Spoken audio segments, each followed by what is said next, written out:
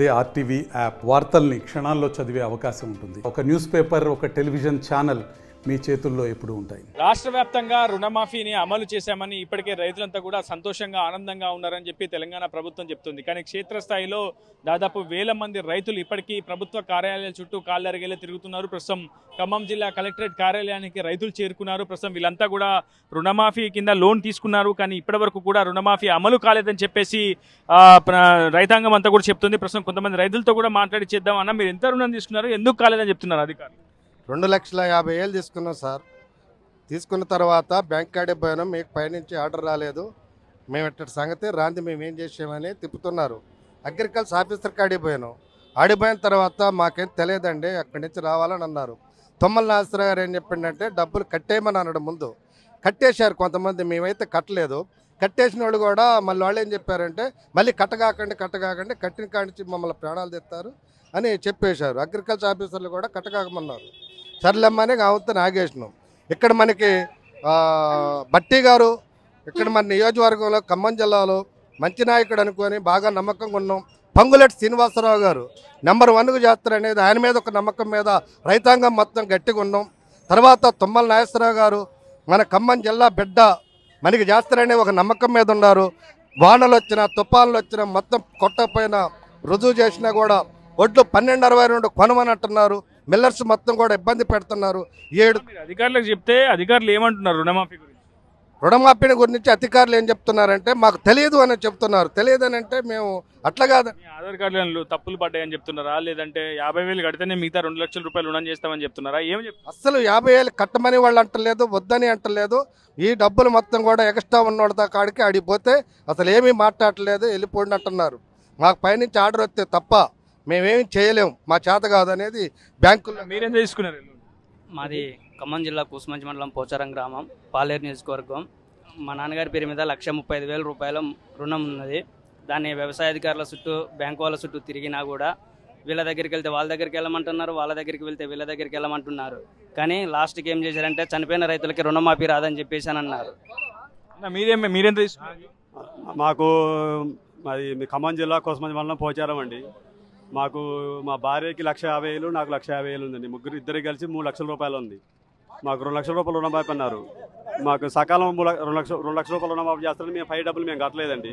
మాకు తెలిసినైతే మేము కట్టేటోళ్ళం, కట్టలేదు. ఇప్పటికైనా కడదాం అనుకుని బ్యాంకు వెళ్తే బ్యాంకు వాళ్ళు మాకు పైనుంచి మాకు జియో రాలేదు, జియో వచ్చిన తర్వాత కట్టమంటున్నారు. వీళ్ళు గెలిచి సంవత్సరం దాటిపోయింది. ఖమ్మం జిల్లాలో 3 మంత్రులు ఉన్నారు.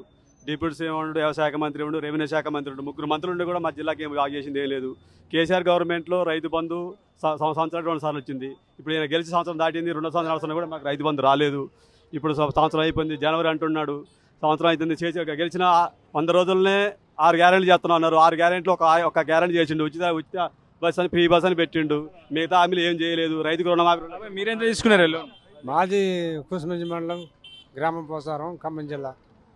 అయితే నా పేరు మీద 1,30,000 ఉన్నాయి, మా పేరు మీద 1,17,000 ఉన్నాయి. ఈ పై చిల్లర వడ్డీ కట్టాలన్నారు బ్యాంక్ మేనేజర్. ఇది తీసుకొని పోయిన తర్వాత ఇప్పుడు కట్టొద్దు, కొద్దిగా ఆగి రారు, ఇంకో 4 రోజులు ఆగి రారని చెప్పారు.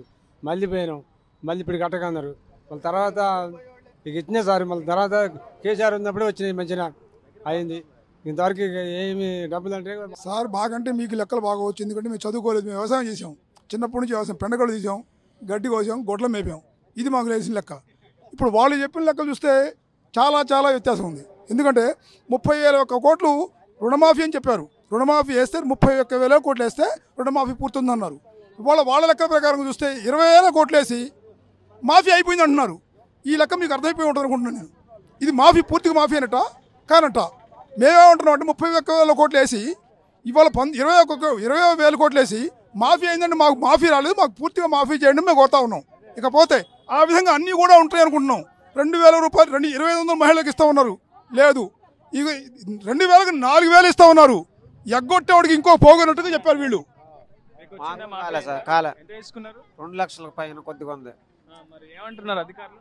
వాళ్ళు బ్యాంకు పోయి ఆ తరుగు కడతామంటే మాకే ఆదేశాలు లేవు, వాళ్ళు చెప్పిన తర్వాత కడతారు కానీ అంటున్నారు.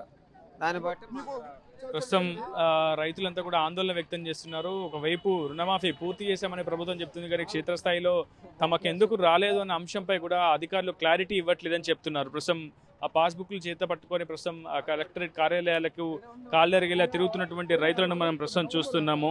ఇప్పటి వరకు కూడా రుణమాఫీ ఎందుకు రాలేదు, ఎందుకు క్లియర్ కాలేదు, ఎందుకు మాఫీ కాలేదు అనే అంశానికి సంబంధించి ఒక క్లారిటీ కోసం అయితే వాళ్ళు డిమాండ్ చేసినటువంటి సిచ్యువేషన్ ఉంది. అన్న ఎంత తీసుకున్నారు? నేను మా భార్యను మాకు ఇద్దరికి కలిసి 3 లక్షల్లో ఉంది. నాకు 3.5 పొలం ఉంది. అయితే ప్రతి సంవత్సరం రెన్యువల్ చేస్తూనే ఉన్నాం కానీ 2 లక్షల పైన ఉంటే రావటం లేదు. 2 లక్షల లోపలకే ప్రభుత్వం వేస్తుంది అనేది మన బ్యాంకు అధికారులు చెబుతున్నారు. అట్ట కాదు, గతంలో కూడా కేసీఆర్ గారి ప్రభుత్వంలో కూడా కొంతమందికే ₹1,00,000 వేశారు, మాకు రాలా. ఇప్పుడు రైతులు చాలామంది మళ్ళీ 100కి 70 మందికే మాఫీ వచ్చినప్పుడు 30% మంది ఇంకా రైతులకి రుణమాఫీ రాలేదు. అంతేకాకుండా ఈ ప్రభుత్వం అధికారంలో రాకముందు మీ అధికారంలో వస్తే ప్రతి రైతుకి 2 లక్షల రుణమాఫీ చేస్తామన్నది. ఎంత రుణం ఉంటే రైతుకి అది రైతు బ్యాంకు చూసుకుంటుంది. ఈ ప్రభుత్వం మాట ఇచ్చిన ప్రకారం 2 లక్షల రుణమాఫీ చేసి మాట నిలుపుకోవాలి. నిలుపుకోకపోతే రైతు ఏడిస్తే ఆ ప్రభుత్వం ఎన్నాళ్ళు మనుగడ సాగదని రైతుల తరఫున డిమాండ్ చేస్తున్నాం. మొత్తంగా వాళ్ళంతా కూడా శాపనార్థాలు కూడా పెడుతున్నారు ప్రభుత్వానికి. ఖచ్చితంగా రైతులు ఆనందంగా ఉంటేనే, సంక్షేమంగా ఉంటేనే ప్రభుత్వం కూడా ఆనందంగా సంక్షేమంగా పాలన కొనసాగిస్తుంది. కానీ ప్రస్తుతం ఆ పరిస్థితి లేదు అని కూడా రైతులు ఆవేదన వ్యక్తం చేసినటువంటి సిచ్యువేషన్. ఇది video Hyderabad reporter Uday, RTV Khammam నుంచి. మరిన్ని వీడియోస్ కోసం ఛానల్ ని సబ్స్క్రైబ్ చేయండి. లేటెస్ట్ అప్డేట్స్ కోసం వాట్సాప్ ఛానల్ ని ఫాలో అవ్వండి. ఆ లింక్ డిస్క్రిప్షన్ లో ఉంది.